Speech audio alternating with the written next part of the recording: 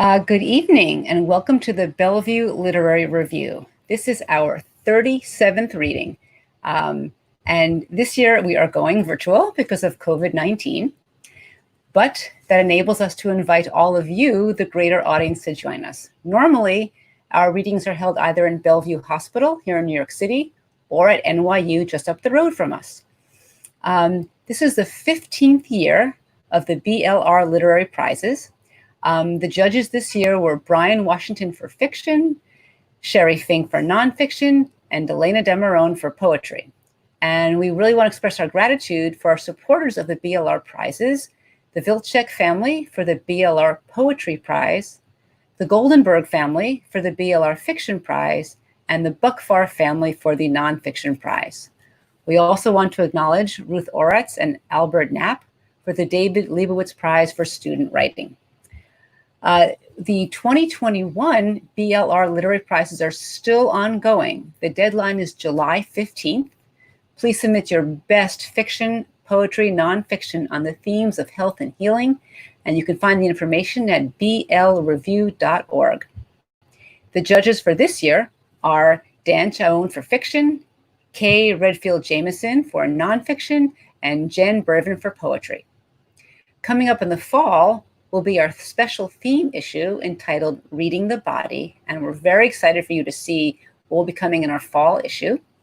And we'll be celebrating our fall issue with a reading. Usually we do the fall with actors. Everything is a bit new in the COVID-19 era, but we're very excited to try out new technologies and new ways of reaching our readers. Our website is blreview.org, and you can connect with us on Instagram, on YouTube, and on Facebook and Twitter. If you subscribe to our YouTube channel, you'll be able to see various videos of poets and writers reading their work. And so today we have 4 amazing readers for you. And I'm going to bring in our first reader. And I want to introduce River Adams. And River Adams is coming to us to read her nonfiction story. And River grew up as a concert pianist in the USSR and moved to the US in 1991. They've taught comparative religion and worked as a medical interpreter, as you'll hear from this essay. Several years ago, they moved to Boston and earned an MFA in creative writing from Emerson College. Their fiction and creative nonfiction have appeared in such publications as The Common, The Long Story, Commonweal, Descant, Cross Timbers, and others. They are the author of They Must Be You, Leonard Swidler's Journey to Faith and Dialogue. And so I'm very happy to introduce River Adams, and we'll read from their beautiful essay. Thanks, Danielle. This essay is titled Conduit. I spotted them as soon as I approached the oncology clinic.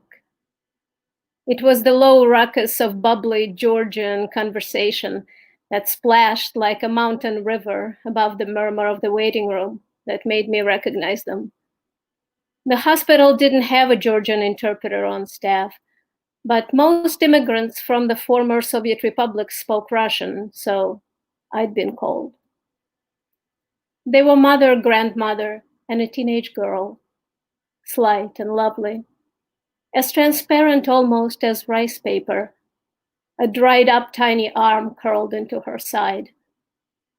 Her mother unwrapped a piece of baklava in an oil-stained tissue and tried to feed her, and the girl shook her head and smiled absently, time after time. "You must be mine," I said, approaching. "Ah, I told you she won't be late. I told you." The triumphant boom came from the grandmother, followed by an unexpectedly fervent hug. "I'm Keto," she said, "and this is Lolly." She pointed to her daughter, who was hastily rewrapping the untouched baklava. "And this," her voice grew soft, "is Tatia." Tatia had neurofibromatosis type 1. This genetic disorder causes tumors, usually benign, to grow along the nerves. Tatia was 16 now and struggling with a neurofibroma that was choking her arm. All of this information was poured over me in Kito's heavy Georgian accent, which to a Russian ear makes everything sound flamboyant. She devoured my face with her eyes as she spoke, as though I might be able to deliver healing right there in the waiting room, and lowered herself back onto the couch, mindfully, as she would onto a church pew. This is a temple for them, I thought. This is where gods would be merciful, or not. And I speak for the gods. I'd had patients like this before, desperate, hopeful, emotionally charged. But we all meet a patient sooner or later who becomes the one. Doctors do, nurses do. So do paramedics, social workers, hospital chaplains, and hospital clowns. On the day I met Tatia and her family, I couldn't imagine that I'd think about them 10 years later and hundreds of miles away. Tatia was my one. Lali, meanwhile, had once again taken out the poor, hassled piece of baklava and offered it to me. But I was watching Tatia, who had tucked her knees under her chin, an angular lump in metal-studded capri pants, under an enormous hand-woven flowery shawl. Lali patted her knee and she nodded, her gaze drifting. Tatia had been treated in Georgia, but her case was unusually severe.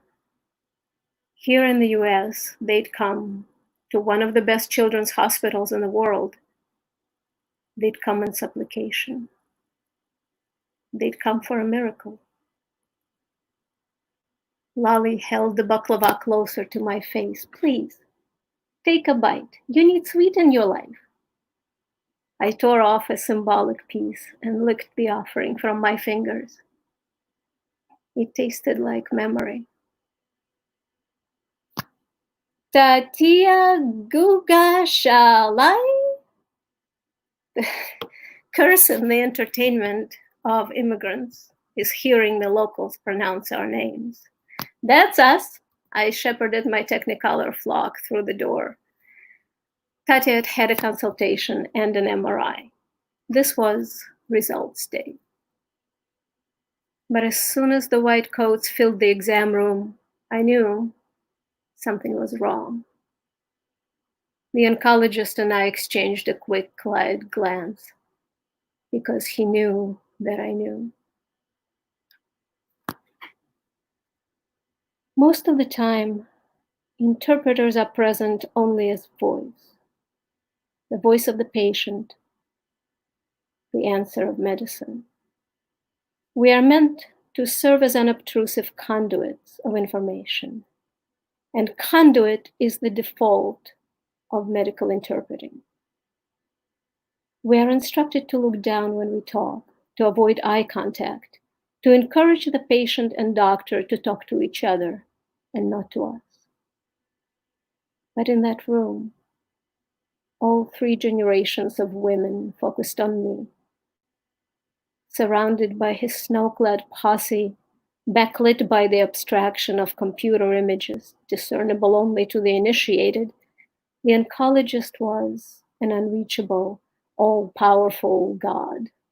He did not speak their language. I did. And so he spoke, somber and assured. But they turned their heads away from him and craned their neck to peer into my face, lolly white-knuckling my hand. And I broke the rules and looked back at them directly to deliver the verdict. Tatia had cancer. Rare, aggressive, inoperable. Kito enveloped her granddaughter in her arms, rocking her in minute motions, but Tatia only stared vaguely at her see-through bones displayed on the screen. Lali was now stifling sobs into my shoulder. This was another rule I was breaking, holding a patient while interpreting, but it seemed unthinkable to push her away. Half an hour later, with appointments secured for chemo, for radiation, and for blood work, I walked the silent family out to the exit. In the lobby, Lolly grabbed my wrist. "Will you come again next time? Please, can it just always be you?"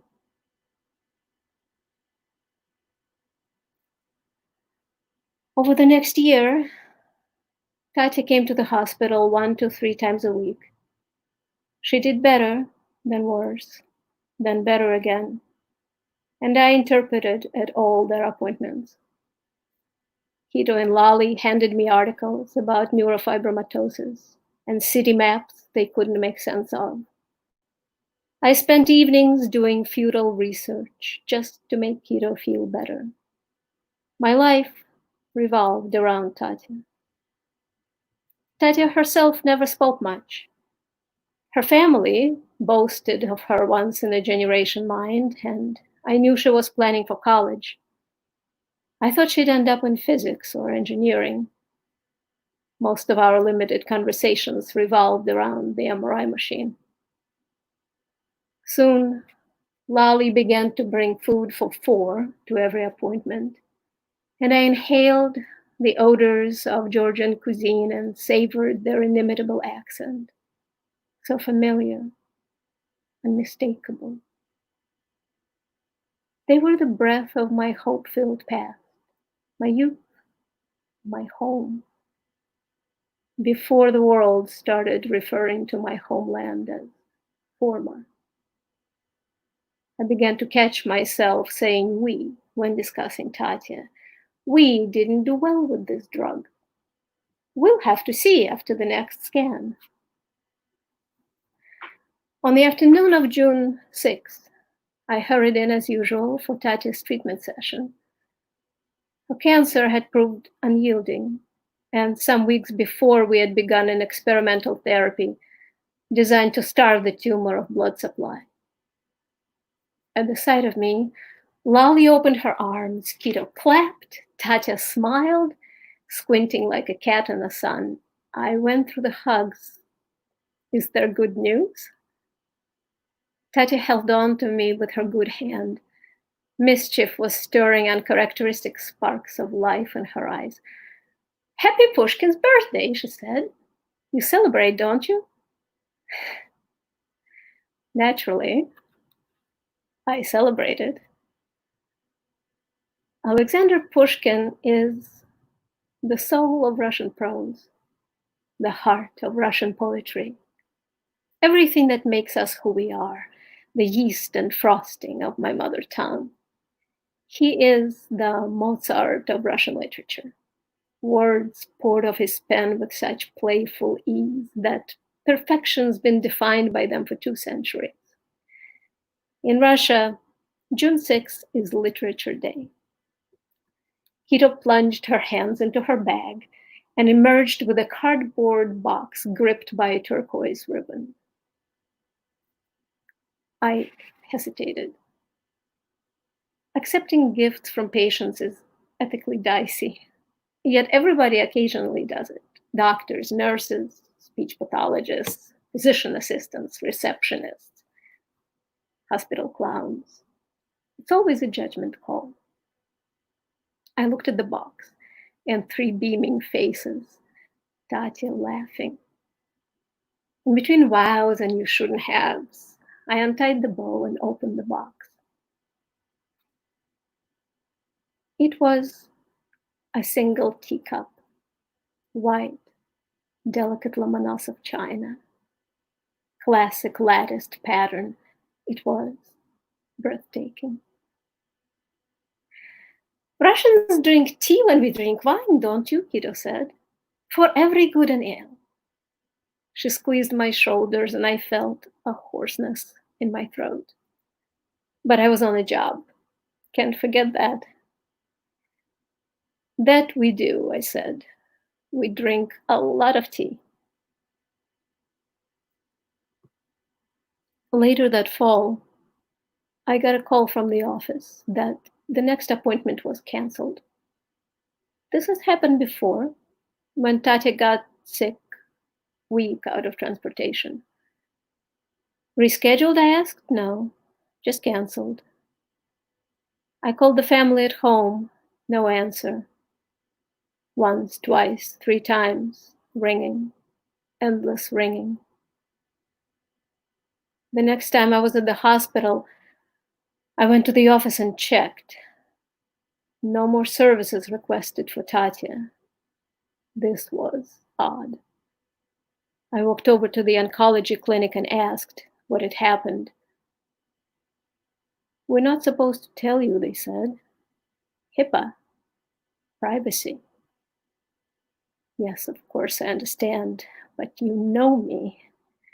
I'm their interpreter. There may have been a mix-up that I can help straighten out. Could you just tell me if she's coming back? We're sorry. HIPAA. Privacy. Legally to Tatia, I was no one. Outside of a medical encounter, we were strangers. I went to medical records and begged, could you just tell me if this person still exists as a patient? If there's a record of a living patient? We're sorry. HIPAA. Privacy. And they were right, of course, to say nothing. To Tatia, I was no one. I never found out what happened to Tatia. I called their number periodically over the next few months, but no one ever answered. Had they found a new promising treatment in another city? Had she gone into a sudden remission? A more likely answer hovered. But my wondering always stopped before I got to it. My mind refused to think it. And so 10 years later, I still do not know what happened to Tatia.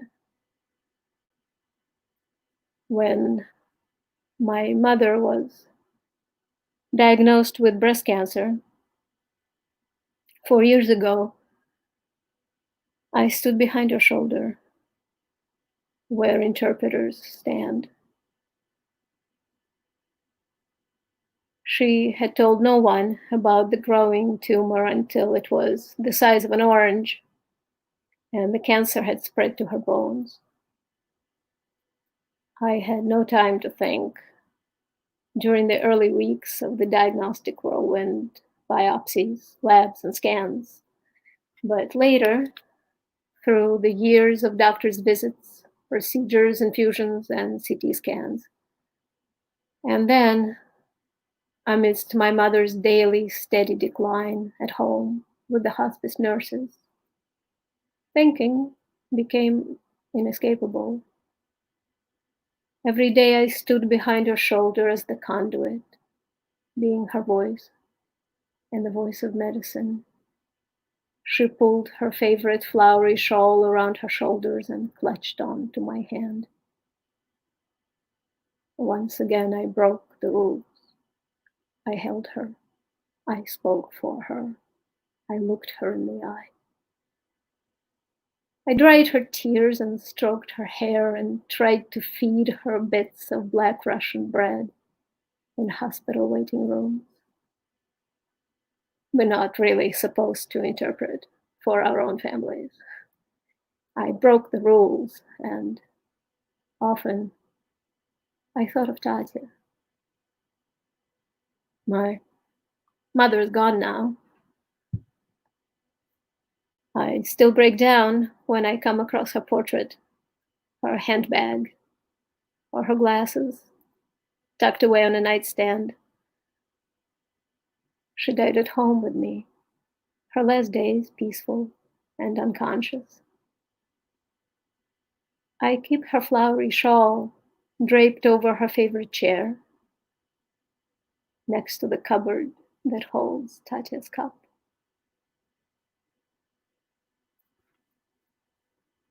In a way, a teacup is just a conduit, an unobtrusive presence around the tea. What matters is the taste, the heat inside it, but not this cup. Even touching it, its smooth surface, hearing it rattle against the saucer conjures up memories. I use it on special occasions, my mother's birthday and her death day, and of course, on June 6th. And I brew the tea the way my mother taught me, Russian style. I brew my loose leaf in a simple pot with no filter, so concentrated it's almost black. Then pour a bit of the leaf-laden liquid into the cup and add boiling water to the brim. Every pour is a new brew with a new fragrance, a new dance of tea leaves.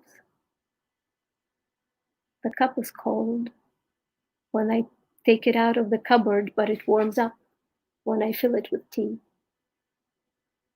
Its bone china is thin, delicate, almost transparent, the way Tatia's skin was in those last months. Every time I pick it up, I'm nervous that it will shatter in my hands. But then, even if this cup were broken, I wouldn't love it any less.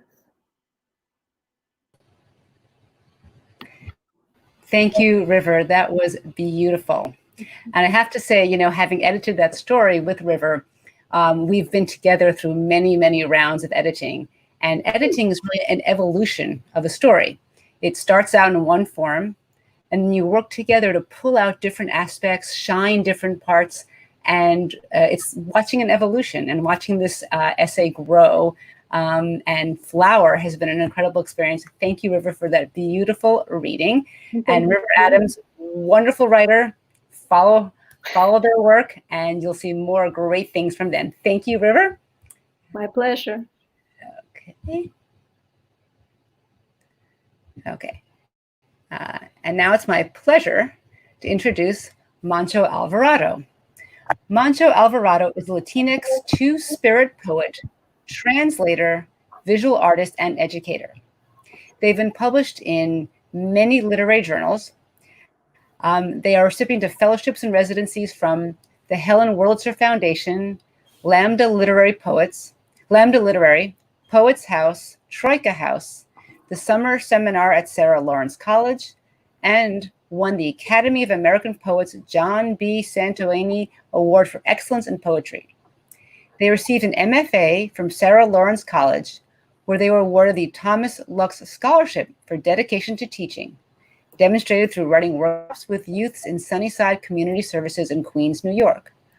Born and raised in Pacoima, California, they currently live in Brooklyn, New York. And I'm pleased to introduce Moncho Alvarado to read some of their beautiful poems from this issue of the Bellevue Literary Review and other poems they've been working on. Moncho? Hello, thank you very much for having me. Appreciate being here. Thank you very much. Thank you very much for it.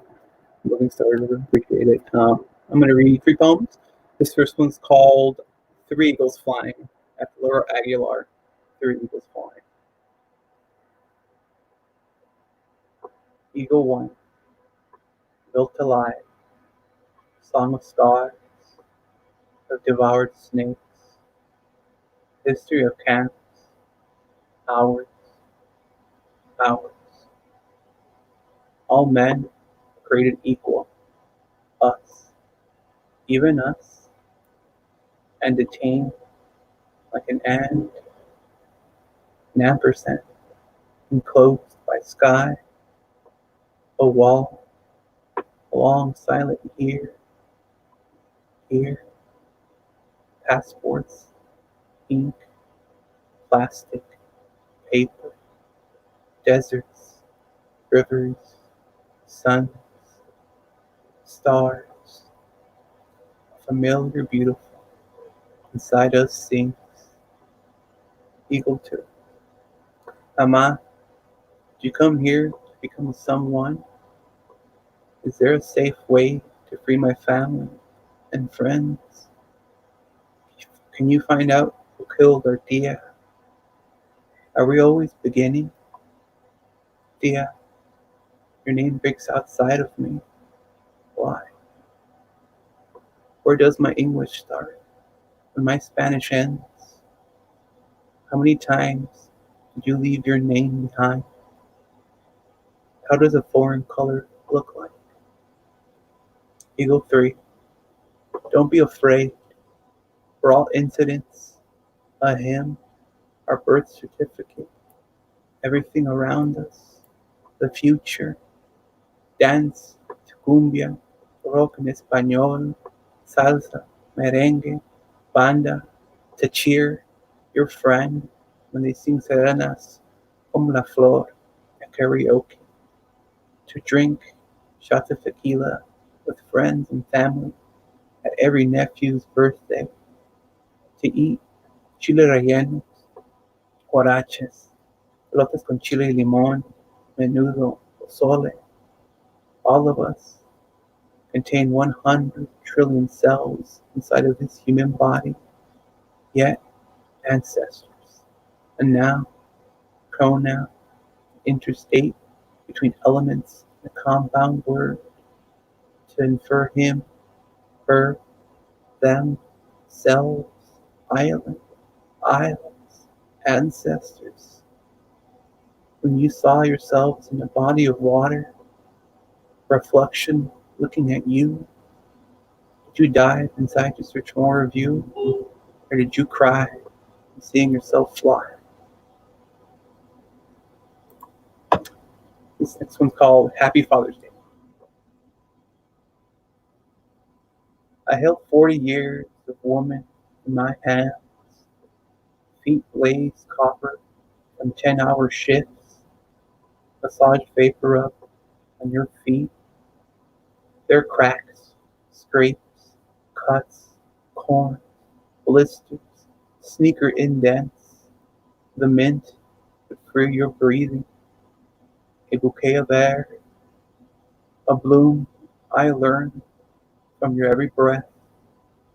Simple forever, your hands, a dusk open to all possibilities. When you put anything into them, like how you would make dinner, pieces of pork with bone and a broth of chile verde sauce, the savory in shades, the bone velvet, my tongue opens, the marrow, coarse and soft like soil, your sacrifice for me, authorities, a refusal, a never, a courage, born with all of this. Oh, Ama, I'm still learning.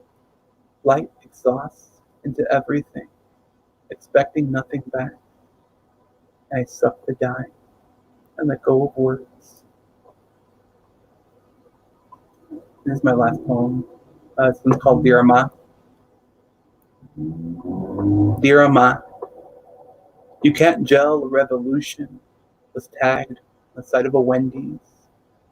But Ama, you can make it go into debt and never revolt. Who can afford to move into the future when today is always catching up? A bite into a taste of home, deep fried dough con azúcar, churros sold by a couple that look like your parents. You told me, Abuelo, find the underworld of ancient memories, with billions of dollars under our feet. All these years digging cost less than all the minerals he dug out. You asked him, why do we wear the earth? You said, he laughed, puffed up his lungs. But I'm looking at the night sky. I want to wear it, that everywhere where dreams are made real, where the oldest things to revive are like a heart with 4 chambers. The flow sings a remembrance to keep us from exiting ourselves, like a promise I make to start a diet for a whole year of sopes, tamales de queso y rajas, asada fries. Pues, maybe I'll promise to diet part-time. But why the 2 hydrogen love 1 oxygen to let us inhale one of the oldest contracts of the universe? Air. It carries the smells of everything, like jasmine, lavender, pine trees. A new book when it opens for the first time. There's matter and energy in there, like our final hug when we last saw each other. I still feel it now, the way we held each other. A universe, a womb that creates, births, and emerges, traces of tomorrow, the stars. Thank you, Moncho. Those were beautiful. I'm so glad you read those for us. And I hope you are all looking out for more wonderful poems by Moncho. Thank you and welcome to all the people joining us on YouTube. I invite you to subscribe to the BLR channel. Both so you can receive clips of beautiful poetry readings and prose readings, but also the BLR is shooting to create its own channel. And when we reach a certain number of subscribers, we can then pick a name that then says BLR and not some YouTube title. So if you haven't yet, and you take a moment to subscribe, you'll really give us a hand. Okay, thank you, Moncho.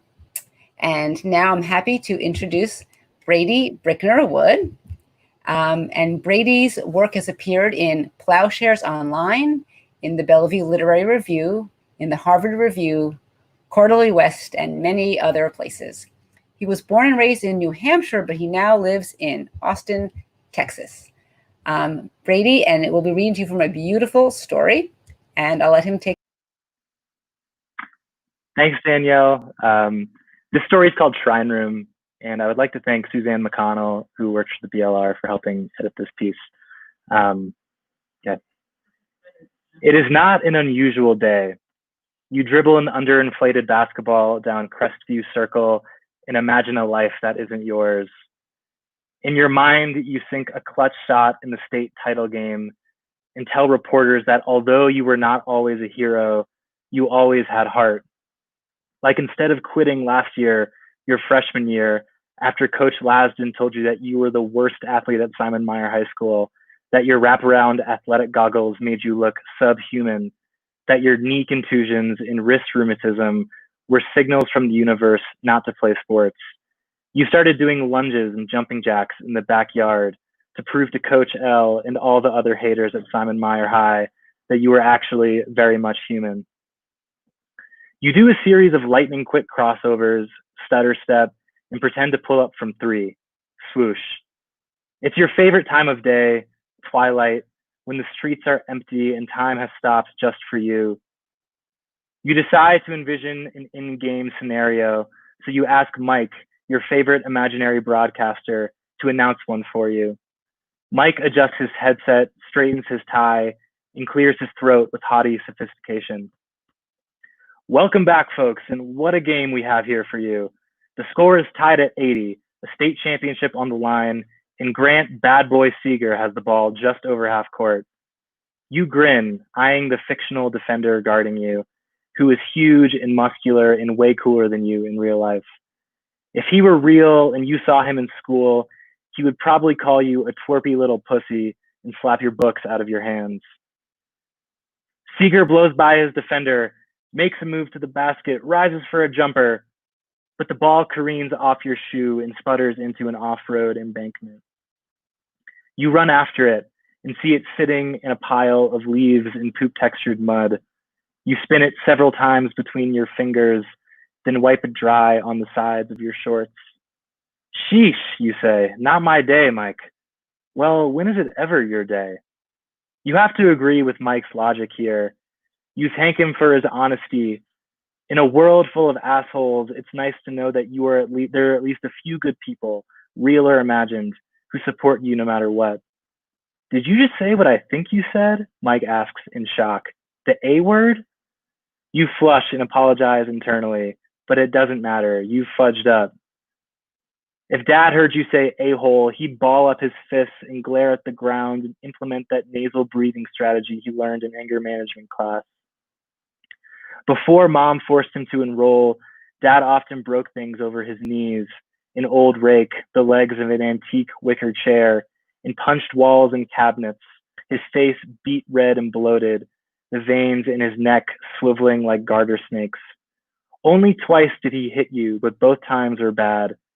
Most recently, he smacked you in the head and pushed you to the floor, and when it was over, your face swelled purple and blue, and you sat crying in the tub, running bathwater over your hands.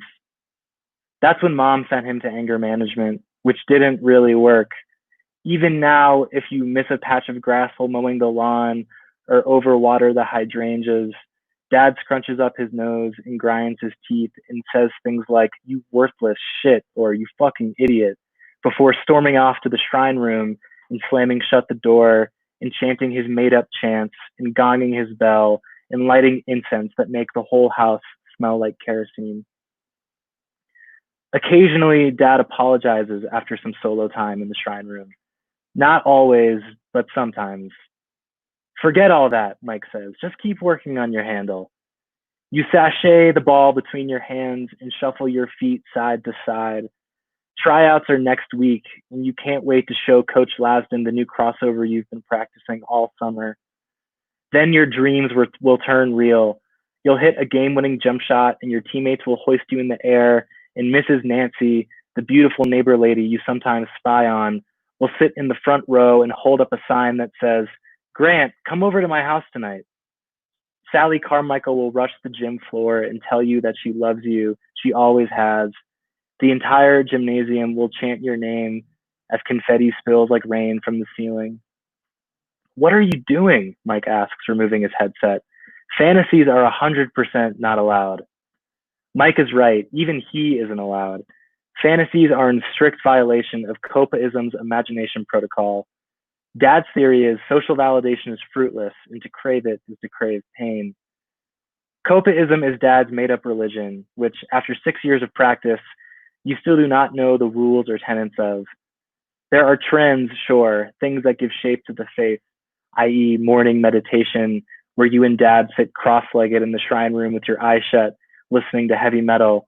Dad's theory, if you can tune out the metal, you can tune out the a-holes.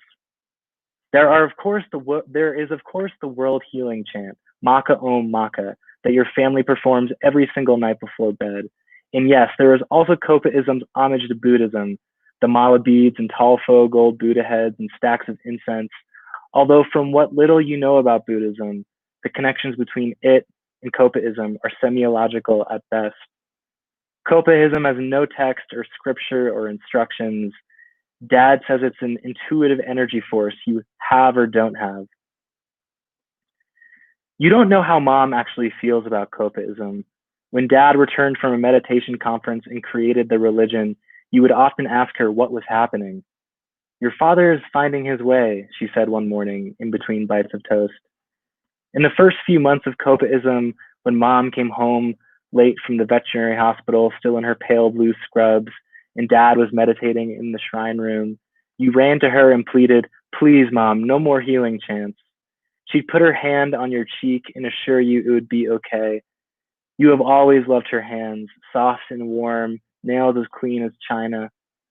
Mom must have said something to Dad, because now you only chant twice per day instead of 6, and no longer are forced to wear mala beads to school. You love your mom for this. The two of you have a secret relationship that Dad does not know about. On weekends, when he goes for long runs, you and Mom drive to Wendy's and eat cheeseburgers and Frosties. Sometimes before dinner, you smile at each other across the table while Dad chants with his eyes shut.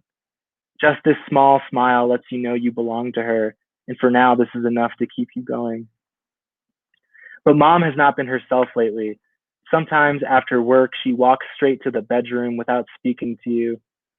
Then she emerges at dinner wearing ripped jeans and a t-shirt, eating as quickly and quietly as possible. When she touches your cheek or looks at you for too long, her eyes fill with tears and she bites her bottom lip. You never ask what's wrong. You're not sure you want to know. What you don't tell mom is that you hate copaism. You can't cultivate vague energy forces when life sucks so hard.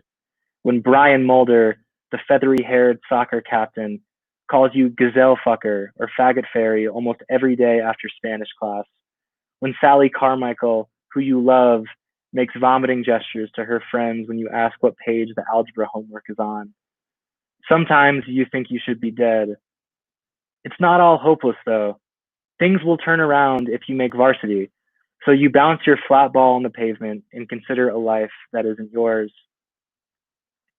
You round the cul-de-sac, do a spin move near the McCluskers' driveway, then head home. You attempt a behind-the-back move dribble, but the ball escapes your hands and trickles down the road. The light is fading. You look at the sky and can't see the sun.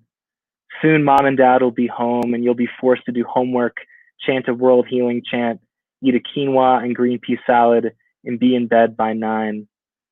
The only thing you have to look forward to is sneaking out of the house, which you've successfully done 7 times since September. If you were to be caught, dad would take away your favorite things: basketball, magic cards, Friday night television. You've been slipping on a headlamp, lodging a basketball beneath your armpit, and taking a few slow loops around the moonlit neighborhood. Then you've been creeping onto Miss Nancy's lawn and spying on her through the first floor window. She sits in her dimly lit kitchen, smoking a cigarette and drinking something copper-colored from a short glass. She wears a white bathrobe and has grayish blonde hair tied back behind her head. You love watching her through the window, rubbing the inside of your shorts, thinking about licking her chest, holding her hair, slapping her ass. Whoa, don't tell me you're watching the videos again, Mike says, combing his hair with his hand. Mom and dad would not be happy with that, would they? No, they wouldn't. Dad put a monitoring device on the home computer after what had happened. Mom came home early from work and found you standing before the home computer, struggling to pull your jeans back on. The desktop screen was frozen with stills of naked women. Mom shrieked and unplugged the computer from the wall. You ran to your bedroom. When dad got home, you listened to mom tell him what she saw. He punched the refrigerator door, the dent's still there. Later, they sat you down in the living room and mom said, "Sweetie, making love is much different than this, more sacred than these videos suggest." She cited the unequal and vulgar focus on the male orgasm. Dad stared at the floor and scratched his cheek. "You really fucked up," he said. "William," mom whispered, "I've given you the keys to the Enlightenment and this is how you repay me?"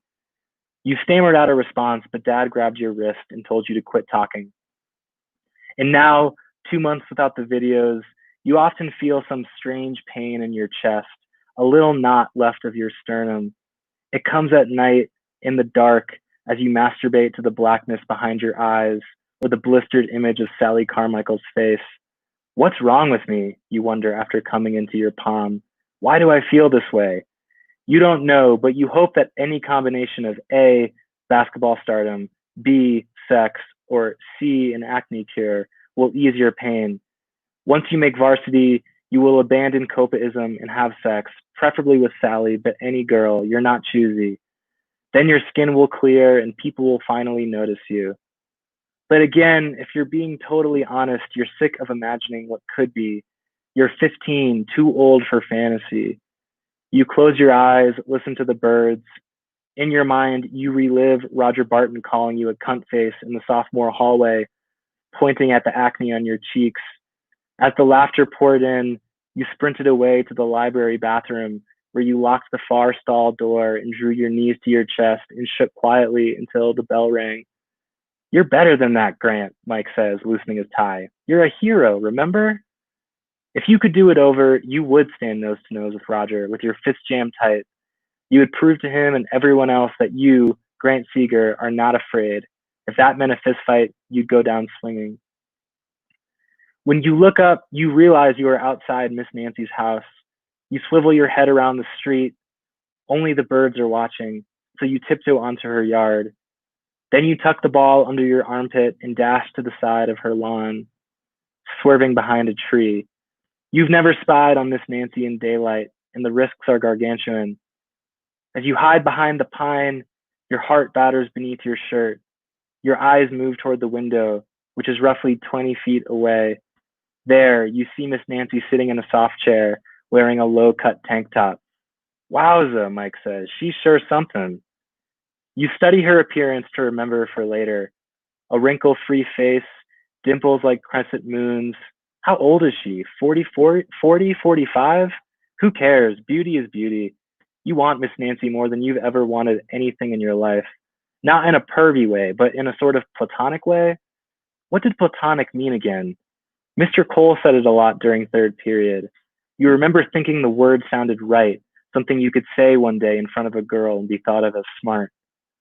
Behind the window, Miss Nancy tucks her hair behind her ear and sips from a glass of water. Her shoulders are slumped forward. Her eyes damp and out of focus. Mom says Miss Nancy is still grieving. She says death is a wide road to walk. Dad even went to her house after the funeral to perform healing prayers on her.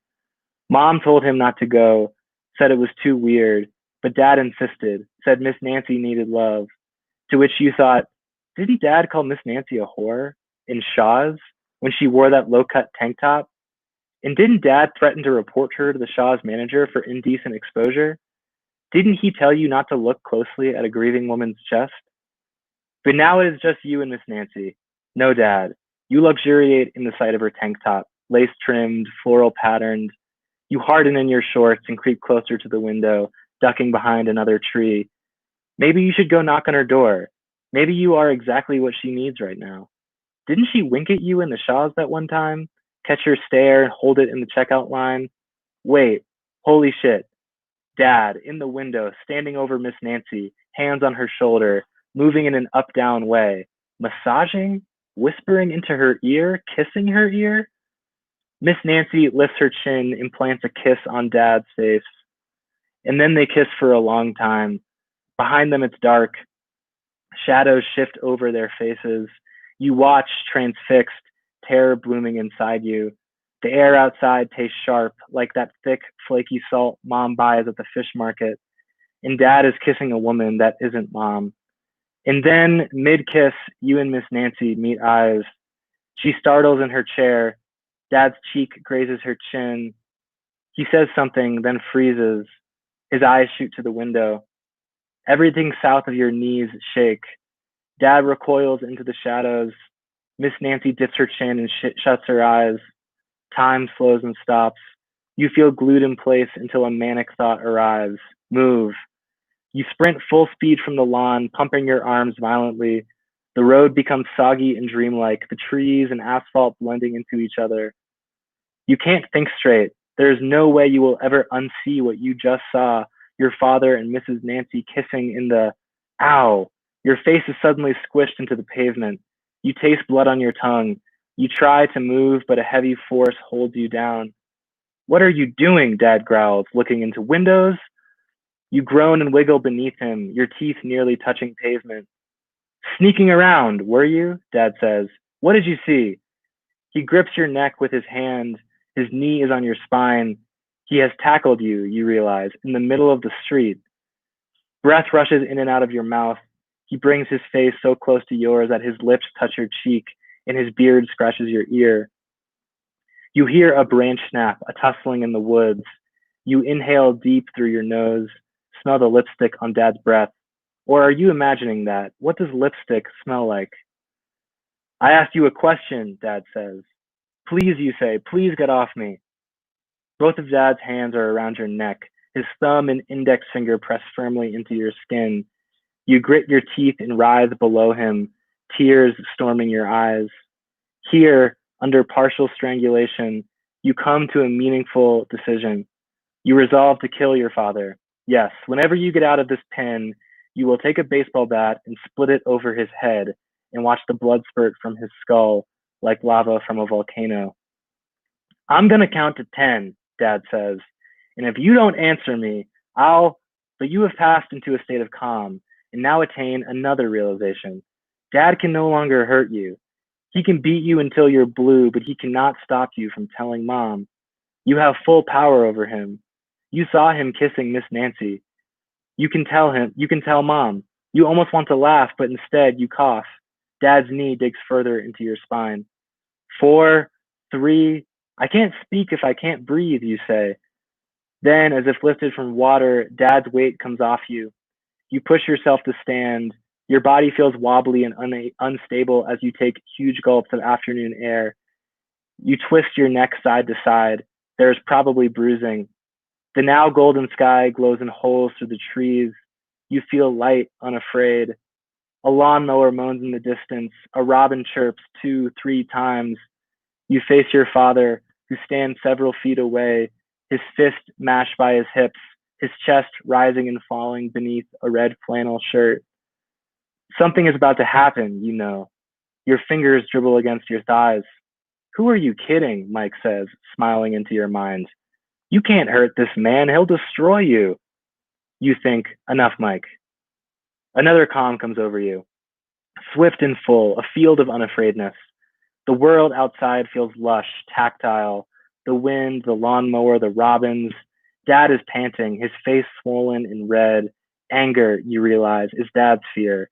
He, not you, is the terrified one. You look at Dad and say, want to know what I saw? He takes another step forward, but you hold up a hand. You really want to know? You ask. Say it. I saw you performing, what do we call them again? Healing prayers? Over Miss Nancy, with your mouth. By the time Dad lunges forward, you've bolted for the house.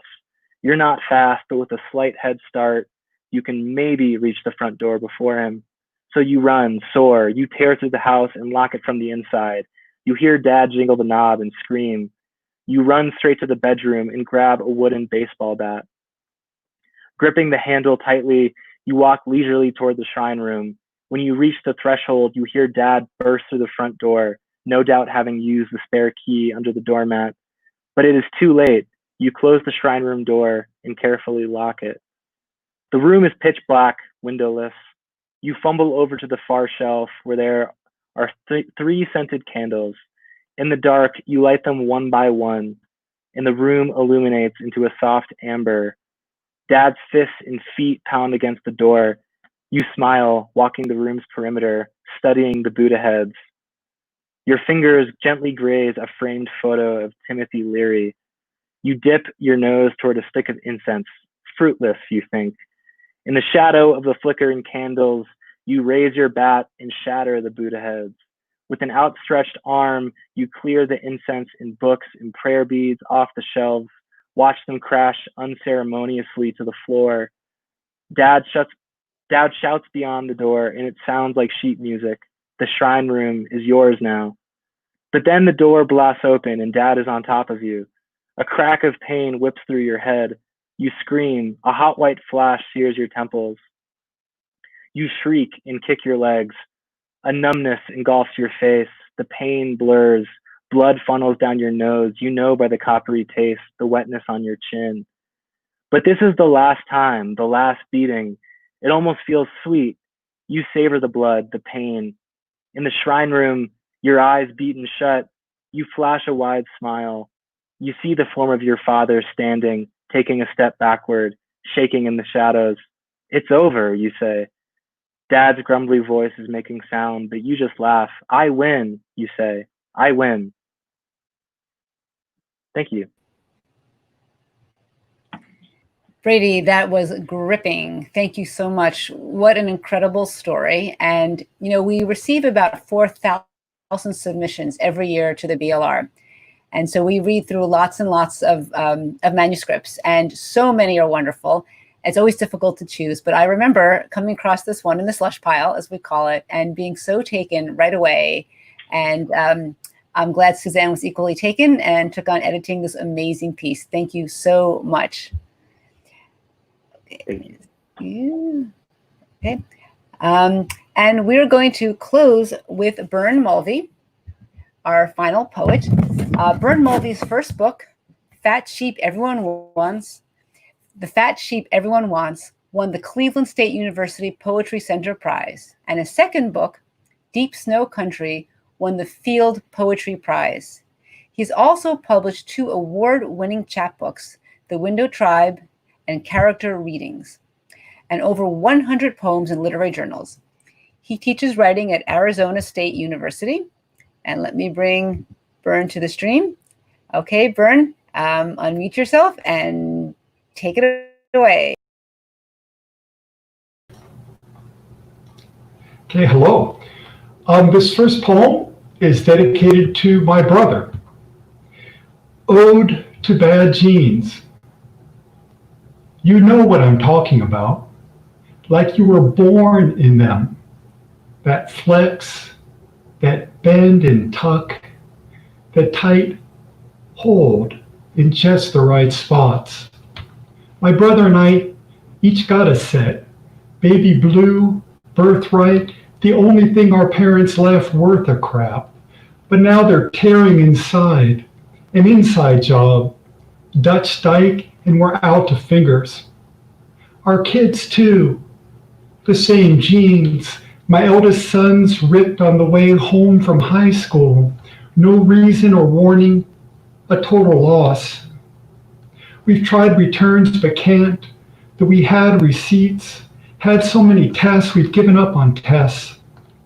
What do you do with bad genes when they're all you got? We tried everything to make them last. Cold wash, no bleach, no salt, no booze, no meat, sweaty sheep we graze at meals. All water, plants, juices, always hungry, thinking desired heart rates, triglycerides, good cholesterol, and not.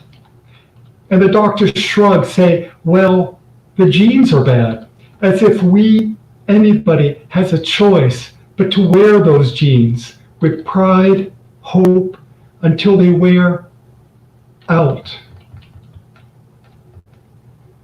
Okay, this next poem, I referred to it briefly in that first poem. It discusses my son who had a stroke when he was 16 years old. And the title is not the most creative. Lines written after my son's stroke. Oh, I should more context. This poem takes place in Japan, where I was living at the time. Okay, lines written after my son's stroke. A sudden shiver, crow off or elsewhere, the branch shudders into place. I listen but can't, won't understand the doctor on the phone, talking. My son was found prone in the street. A stranger stopped, finally. Bless him. That morning, rising from the muddy rice paddies, twirls of silver mist. The blood from the tongue bit off covered him, a red veil across his face.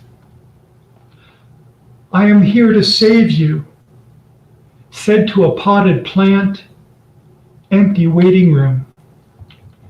The spring day lingers, waiting. I will not say it, cannot say the word. Swans leaving, the loud, rude V's they make overhead as they fly west, home. Death is like holding your eldest child when he can't hold even himself. A genetic flaw. It's late, tired, we try not to blame each other. Twitch, an unconscious tremor, how the demands of the body save us. Sent out for a walk, Friday afternoon, sallow sky, last spring flowers. Colza, the yellow wind, dust from China, then I see through the swirling. Okay, change of pace. After leaving Japan, I moved to Pohnpei, which is in Micronesia, in the middle of the Pacific. And it's a third world country, so you have days, weeks without electricity. There's a hospital there, and it's not a good one. And it's mostly thought of as a funeral home, but I would use it, and other people would to once or twice in their lives. So it's the State Hospital, Pompeii. They say everyone goes twice, to be born and to die. I am getting tests. The nurse wipes dust off the machine display, then when it still will not work, reaches down to turn it on. Waiting for the results, I watch a large family gathered about an old woman. Her skin is tarp over bone, stare vacant, but they surround her with such joy, teasing, tales and touch, the daily routine of life. Just when it seems her eyes can see only that final border, they focus. One arm rises, shaking, so slow, sly. One finger extends as she touches the foot of the infant held by the mother before her. The effort required by this simple act. May each of us end our days so, with strength remembered and youth and love just within reach. Okay, my last poem. It's called The Funeral Feast. The setting is also Pompeii. And it's a 3-day feast. It's the largest and most important feast held on Pompeii. I had gone to Pompeii, Micronesia, to be with at the time, my best friend, and he died just pretty much right after my arrival, which was not very good.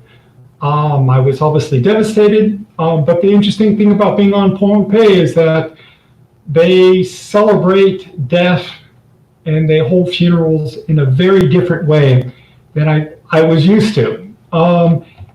Quick mention, there is a drink called sakao in here. Sakao is a drink that they believe on Pompeii it is from the gods. It is like drinking Novocaine. It's not the most delicious thing, but funerals, weddings, court cases, everything begins and ends with sakao. And you drink it out of the same cup or glass. So that's enough of the background, and here it is, the funeral feast. Nobody told me. Penny loafers dusted off and freshly buffed, now dodging mud patties and pig shit.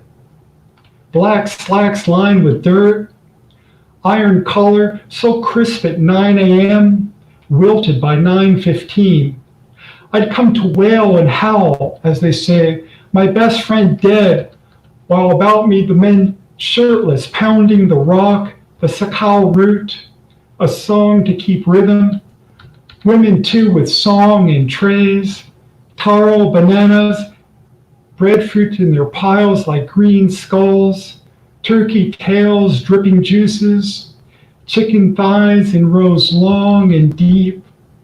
The Menendez stands, tells stories of the deceased. I understand not a word, but around everyone laughs, slaps me on the back, says, yes, yes. Nothing, no loss can stand in this great joy, until I too smile, saying, yes, yes. And then with a roar, in come the pig carcasses, each carried piggyback by a man, then laid straight onto a fire which hisses and sputters smoke, while around glasses of sakao are passed the mud slime that numbs lips and tongues, that we each drink from a glass shared as sorrow is shared. Much later, I stagger home, a sakao high. The evening shapes about blur, then focus. An old woman walks alone in native skirt, night jasmine open and scented, 2 teens holding hands, sky amethyst and navy over a dwindling gold. A cab slows, a voice calls out my name, but I wave him off. I am on the right road. I am almost there. Thank you.